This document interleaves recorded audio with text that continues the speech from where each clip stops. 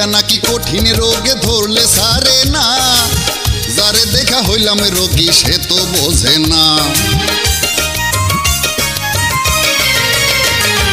বোঝার যদি সাধ্য থাকতো বুঝিয়া নিতাম, ডাক্তার হইয়া আমি গরুর রোগ সারাইতাম।